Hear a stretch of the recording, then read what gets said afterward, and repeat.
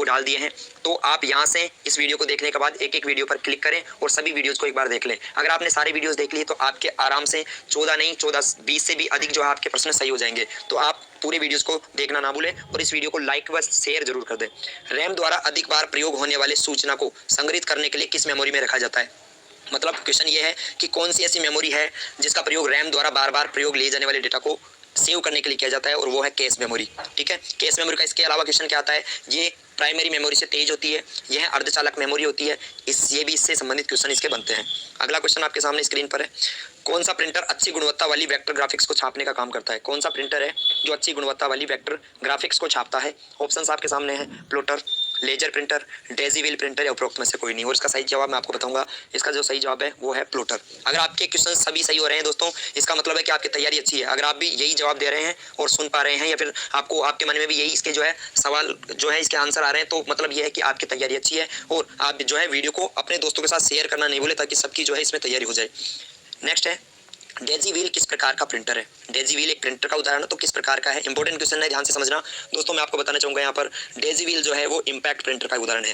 दोस्तों प्रिंटर दो प्रकार के होते हैं, एक इम्पैक्ट प्रिंटर होता है, दूसरा नॉन इम्पैक्ट प्रिंटर होता है। इम्पैक्ट प्रिंटर वो प्रिंटर होता है जो केवल अक्षरों को छापता है, जिसमें इमेज वगैरह नहीं छापी जाती है, और नॉन इम्पैक्ट प्रिंटर में सब कुछ छापा जाता है, यानी अक्षर और इमेजेस दोनों। तो यहाँ पर इम्पैक्ट जो प्रिंटर है, ये डेजी व्हील प्रिंटर जो है ये इम्पैक्ट का उदाहरण है। और इसके अलावा पूछ लिया जाए कि इम्पैक्ट प्रिंटर का दूसरा उदाहरण, तो आपको बताना है dot matrix printer, dot matrix.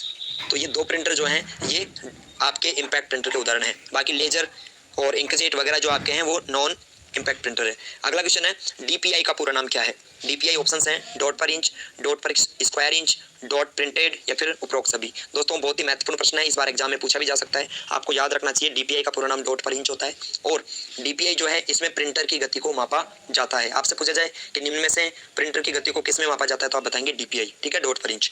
अगला क्वेश्चन, कंप्यूटर को ऑन करने की प्रक्रिया क्या कहलाती है? कंप्यूटर को ऑन करने की प्रक्रिया क्या कहलाती है? बूटिंग, स्टार्टिंग, टर्निंग ऑन या फिर हाइबरनेटिंग। और दोस्तों आप सभी को मैं बताना चाहूँगा, कंप्यूटर को स्टार्ट करने की प्रक्रिया बूटिंग कहलाती है, और इसका सही जवाब बूटिंग है। बूटिंग के दो प्रकार होते हैं, एक होता है कोल्ड बूटिंग और दूसरा होता है वार्म बूटिंग। ऐसे करके बूटिंग के दो प्रकार है, तो आपको पता होना चाहिए बूटिंग कितने प्रकार की होती है। नेक्स्ट है क्वेश्चन नंबर, यहाँ पर लिखा हुआ है बूटिंग दो प्रकार की होती है, कोल्ड और वार्म। नेक्स्ट है क्वेश्चन नंबर 9, निम्न में से कौन सा आउटपुट डिवाइस का उदाहरण है? स्कैनर, प्लॉटर, कीबोर्ड या ग्राफिकल टेबलेट। इनमें से आउटपुट डिवाइस कौन सा है? दोस्तों आपको पता होना चाहिए स्कैनर जो है इनपुट डिवाइस है, कीबोर्ड भी इनपुट डिवाइस है, ग्राफिकल टेबलेट भी इनपुट डिवाइस है। तो यहाँ पर सही जवाब जो रहेगा वो रहेगा प्लॉटर। प्लॉटर एक आउटपुट डिवाइस का उदाहरण है, और प्लॉटर एक प्रिंटर होता है, ये भी आपको पता होना चाहिए। नेक्स्ट अगला क्वेश्चन जो है क्वेश्चन नंबर 10 आपके सामने है, किसी विशेष कागज पर पेन या पेंसिल से बने निशानों को जांचने के लिए किस उपकरण का प्रयोग किया जाता है? कोई विशेष कागज जो होता है उस पर पेन या पेंसिल के जो निशान बनाए जाते हैं, गोले बनाए जाते हैं, उनको जांचने के लिए किसका प्रयोग किया जाता है? और इसका सही जवाब है दोस्तों ओएमआर। जैसा कि आप आरसीटी एग्जाम देंगे उसमें ओएमआर सीट होती है, वो ओएमआर सीट जो है वो ओएमआर से यानी ऑप्टिकल मार्क रीडर से चेक होती है। तो इसका सही जवाब जो रहेगा वो रहेगा ऑप्टिकल मार्क रीडर यानी ओएमआर। ठीक है, नेक्स्ट है अगला क्वेश्चन, निम्न में से कौन सी ऑनलाइन भुगतान की प्रणाली नहीं है? कौन सी ऑनलाइन भुगतान की प्रणाली नहीं है? ऑप्शंस हैं debit card, credit card, net banking और कैश। और दोस्तों आप सभी को पता होना चाहिए कैश ये जो है ये ऑनलाइन हम भुगतान नहीं कर सकते, बाकी डेबिट कार्ड, क्रेडिट कार्ड और नेट बैंकिंग से हम ऑनलाइन भुगतान कर सकते हैं। इन बातों का आपको पता होना चाहिए। नेक्स्ट अगले क्वेश्चन पर चलते हैं, निम्न में से कौन सा वेब ब्राउजर का उदाहरण है? जो निम्न क्वेश्चन दिए गए इनमें से वेब ब्राउजर क्या है? और ऑप्शन आपके सामने हैं, Google Chrome, safari, Mozilla Firefox और उपरोक्त सभी। आपको पता होना चाहिए सारे ही जो हैं वेब ब्राउजर के उदाहरण हैं, ये आपको पता होना चाहिए। नेक्स्ट क्वेश्चन हम चलते हैं, अगला क्वेश्चन आपके सामने स्क्रीन पर दिया गया है, निम्न में से कौन सी सोशल नेटवर्किंग की साइट है?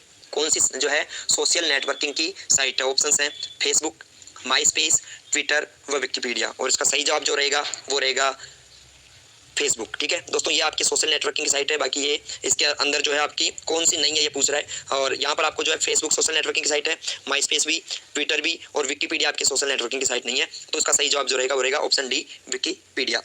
आगे हम चलते हैं, विकिपीडिया एक एनसाइक्लोपीडिया है, ये आपको पता होना चाहिए। आगे हम चलते हैं, HTML का पूरा नाम क्या होता है? HTML का पूरा नाम दोस्तों हाइपर टेक्स्ट मार्कअप लैंग्वेज होता है, हाइपर टेक्स्ट मार्कअप लैंग्वेज। और इसका प्रयोग जो है वेबसाइट बनाने के लिए किया जाता है। अगर हमें एक वेब पेज बनाना है या वेबसाइट बनानी है तो हम HTML भाषा का प्रयोग करते हैं। नेक्स्ट क्वेश्चन पर हम चलते हैं। एक ऐसा नेटवर्क जो दुनिया के सभी कंप्यूटर्स को आपस में जोड़ता है। दोस्तों फटाफट से आप लोग जो है वीडियो को लाइक कर दीजिए और अपने दोस्तों के साथ शेयर कर दीजिए। ये आपका जो है एक दायित्व होता है। हमारा काम आपके लिए अच्छे अच्छे क्वेश्चंस लाकर वीडियो बनाना, आपका काम लाइक और शेयर करना। एक नेटवर्क है जो दूसरे दुनिया के सभी कंप्यूटर्स को आपस में जोड़ता है। ऑप्शन है इंट्रानेट, इंटरनेट, एक्स्ट्रानेट या उपरोक्त में से कोई नहीं। दोस्तों मैं आपको बताना चाहूँगा इंटरनेट है जो दुनिया के सभी कंप्यूटर्स को आपस में जोड़ता है। बाकी एक्स्ट्रानेट जो है वो दो इंट्रानेट को आपस में जोड़ता है। अब आप सोचेंगे इंट्रानेट क्या है? इंट्रानेट किसी भी संस्था का निजी नेटवर्क है। इंट्रानेट क्या है? किसी संस्था का निजी नेटवर्क है जो उस संस्था के सभी कंप्यूटर्स को आपस में जोड़ता है। जबकि एक्स्ट्रानेट दो इंट्रानेट को जोड़ता है। दो इंट्रानेट को जो जोड़ता है उसका नाम है एक्स्ट्रानेट, ठीक है। और इंटरनेट दुनिया का सबसे बड़ा नेटवर्क है। इंटरनेट का पूरा नाम जो है इंटरनेट को अन्य नाम से भी जाना जाता है जिसका नाम है सूचना का सुपर हाईवे। इंटरनेट को सूचना का सुपर हाईवे भी कहा जाता है।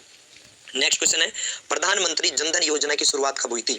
प्रधानमंत्री जनधन योजना यानी PMJDY योजना की शुरुआत कब हुई थी? ऑप्शन है अगस्त 13 में, सितंबर 14 में, अगस्त 14 में या फिर जनवरी 17 में। और आपका इसका सही जवाब बिल्कुल आना चाहिए। इसका जो सही जवाब है वो दोस्तों मैं आपको बताना चाहूँगा, इसका सही जवाब जो है वो है अगस्त 2014। ये इसका सही जवाब है। नेक्स्ट हम चलते हैं अगले क्वेश्चन पर। अगला क्वेश्चन है अपना स्क्रीन पर दिया गया है। प्लास्टिक का कार्ड जो ग्राहक को उधार खरीदने की सुविधा प्रदान करता है। प्लास्टिक का ऐसा कार्ड जो हमें उधार खरीदने की सुविधा देता है। और इसका सही जवाब है दोस्तों क्रेडिट कार्ड। क्रेडिट कार्ड से हम उधार खरीद सकते हैं, जबकि डेबिट कार्ड हमारे बैंक से जमा राशि को निकालने के काम में आता है, ठीक है। ये आपको पता होना चाहिए। ये आपका जो है यहाँ पर इसका जो सही जवाब रहेगा वो रहेगा ऑप्शन ए क्रेडिट कार्ड, ठीक है। नेक्स्ट हम चलते हैं POS का पूरा नाम क्या है दोस्तों? POS का पूरा नाम पॉइंट ऑफ सेल होता है। और ये एक मशीन है जिसमें क्रेडिट कार्ड व डेबिट कार्ड से भुगतान स्वीकार किए जाते हैं और इसका नाम है point of sale. Next question पर हम चलते हैं। Paytm, SBI buddy, Freecharge आदि किसके उदाहरण है? Paytm, SBI buddy, Freecharge ये सब किसके उदाहरण है? और इसका जो सही जवाब रहेगा वो रहेगा मोबाइल वॉलेट। ये सभी मोबाइल वॉलेट्स के उदाहरण है। नेक्स्ट हम चलते हैं अगले क्वेश्चन पर। ई लर्निंग में पाठ्य सामग्री उपलब्ध होती है। ई लर्निंग में पाठ्य सामग्री कैसे कैसे उपलब्ध होती है? वीडियो के द्वारा भी होती है, वर्ड डॉक्यूमेंट्स में होती है, PDF में होती है, मतलब उपरोक्त सभी इसका सही जवाब है। अगला है कुछ खरीदने और बेचने के काम में आने वाली वेबसाइट को क्या कहा जाता है? कुछ खरीदने और बेचने के काम में आने वाली वेबसाइट को क्या कहा जाता है? ऑप्शन है entertainment website, social networking website, e-commerce website और उपरोक्त सभी। दोस्तों कुछ खरीदने और बेचने की जो वेबसाइट्स होती हैं उन्हें ई-कॉमर्स वेबसाइट्स कहा जाता है। ऐसी वेबसाइट्स जहां पर हम कुछ खरीद सकते हों, कुछ बेच सकते हों, कहलाती हैं ई-कॉमर्स वेबसाइट्स, ठीक है। नेक्स्ट हम चलते हैं अगले क्वेश्चन पर। अपने दोस्तों और संबंधियों से संपर्क बनाने में काम में आने वाली वेबसाइट्स को किस कैटेगरी में रखा जाता है? आप अपने दोस्तों और संबंधियों से संपर्क बनाना चाहते हैं तो आप कौन सी वेबसाइट का इस्तेमाल करेंगे? और इसका जो सही जवाब है वो है सोशल नेटवर्किंग साइट्स, ठीक है। सोशल नेटवर्किंग साइट्स का आप इस्तेमाल संबंधियों से, रिश्तेदारों से संपर्क बनाने के लिए करते हैं। इसके उदाहरण है फेसबुक, ट्विटर, माई स्पेस, लिंक्डइन आदि। नेक्स्ट है ऑनलाइन शॉपिंग किस प्रकार की सुविधा है? इनमें से कौन सी ऑनलाइन शॉपिंग की सुविधा है? B2B, B2C, C2C व C2B। और दोस्तों मैं बताना चाहूँगा B2C जो है ये ऑनलाइन शॉपिंग की सुविधा है, ठीक है, बिजनेस टू कंज्यूमर। नेक्स्ट हम चलते हैं। निम्न में से कौन सी ई-कॉमर्स की वेबसाइट है? इनमें से कौन सी ई-कॉमर्स की वेबसाइट है जिससे हम ऑनलाइन खरीद सकते हैं व बेच सकते हैं? फेसबुक सोशल नेटवर्किंग है, यूट्यूब सोशल नेटवर्किंग है, ये एक विश्वकोश है, एनसाइक्लोपीडिया है, तो फ्लिपकार्ट इसका सही जवाब रहेगा। ये एक ई-कॉमर्स की वेबसाइट है जहाँ से हम कुछ खरीद सकते हैं या फिर कुछ बेच सकते हैं। आगे चलते हैं हम। अगले जो है क्वेश्चन अपना है BSBY योजना के तहत सामान्य बीमारी पर दी जाने वाली बीमा राशि क्या है? BSBY यानी भामाशाह स्वास्थ्य बीमा योजना जो कि अब जनाधार हो गया है, इसके तहत सामान्य बीमारी होने पर कितना बीमा राशि मिलता है? और इसका सही जवाब है 30,000 रुपये, ठीक है। 30,000 सामान्य बीमा राशि है और अगर दुर्घटना बीमा होता है तो उसके लिए जो है 3 लाख रुपए तक का, या फिर गंभीर बीमारी 3 लाख रुपया, ठीक है। गंभीर बीमारी के लिए 3 लाख रुपए और अगर सामान्य बीमारी है तो 30,000। पर इसके लिए दोस्तों जो है ये सुविधा उन्हीं लोगों को मिलती है जो हॉस्पिटल में एडमिट होते हैं। मतलब ये केवल OPD वालों को नहीं मिलती, IPD वालों को ही मिलती है। IPD का मतलब अब आपको मैं समझा दूं यहाँ पर इंडोर पेशेंट डिपार्टमेंट, मतलब हॉस्पिटल में जो एडमिट होगा तभी इसको इस योजना का लाभ मिलेगा, वरना नहीं मिलेगा, जिसे हम IPD कहते हैं। IPD यानी indoor patient department.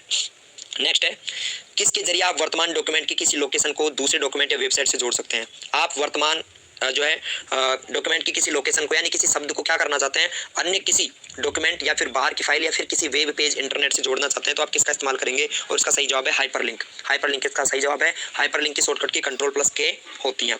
Next question Microsoft word का एक्सटेंशन नेम क्या होता है? माइक्रोसॉफ्ट वर्ड का एक्सटेंशन नेम ऑप्शन है .docx,